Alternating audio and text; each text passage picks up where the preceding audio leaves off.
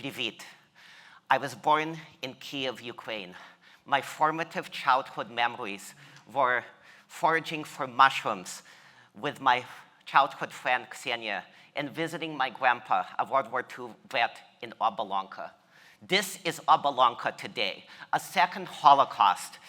Dante's Inferno has no stage in hell to match these atrocities. I could have been the child on that swing set.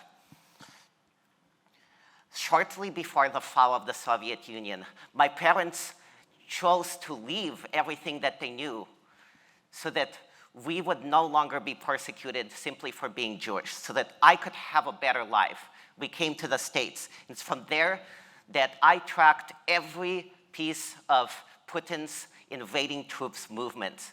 I messaged my cousin, Kostya, "Are you safe?" "For now," he said, as he retreated to a bomb shelter. Then I heard from Ksenia, who was fleeing Kyiv herself after a rocket exploded right above her home and fell 100 meters away. I was frozen. What could I do from thousands of miles away? I saw a 10K coming up in 2 days, for which I'd not trained at all.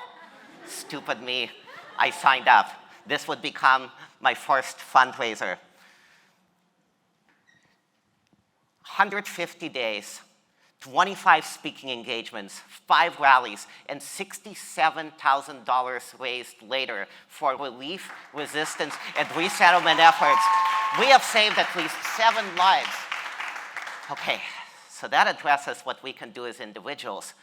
But what can we do as a city, a state, a nation? Turns out even more. You see, Putin's murderous war is financed by $285 million a day in profits from oil alone.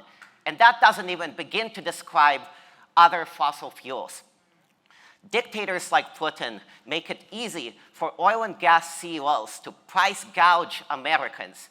These executives don't care about national security or about the hardships that everyday Americans face. They only care about profit. The so-called natural gas is the #1 source of electricity in the States, but it's also the heating fuel that Europe relies on a belligerent Russia to supply. It's a major contributor to fossil fuels. The only way we can break away from it is to instead invest in democratized, renewable, cheaper energy. And last year, not knowing that this would be my life for the last few months, just wanting to do my part to combat climate change. And with NLC's encouragement, I made the transition into this form of energy, distributed solar. And in our state, we have put up 1.5 million solar installations on roofs, in garages, in farms, anywhere where we can fit one. And that is enough to take 4 million cars off the road for 1 year, or permanently shut down 20 natural gas power plants. Recently, after months of advocacy, President Biden invoked the Defense Production Act to invest in this promising but threatened form of energy.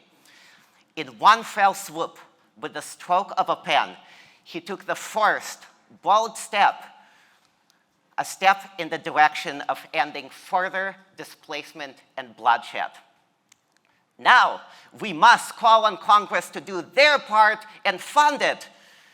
We must continue from California to Florida to Maine to push back on utilities that are trying to tax rooftop solar because it threatens their rapacious energy monopoly. We owe it to our shared humanity to act decisively today. Choose people over profit. Choose life-affirming, not life-destroying energy. Choose planet. Choose peace. In the words of my childhood friend Ksenia, writing from her hiding spot, just trying to survive, make an American dream possible for Ukraine today. I want you to get out your phones. And when you're ready, please put in bit.ly, bit.ly / all lowercase, saving Ukraine.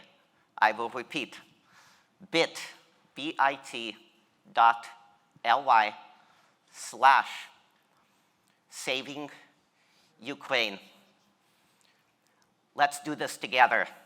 Slava Ukraini!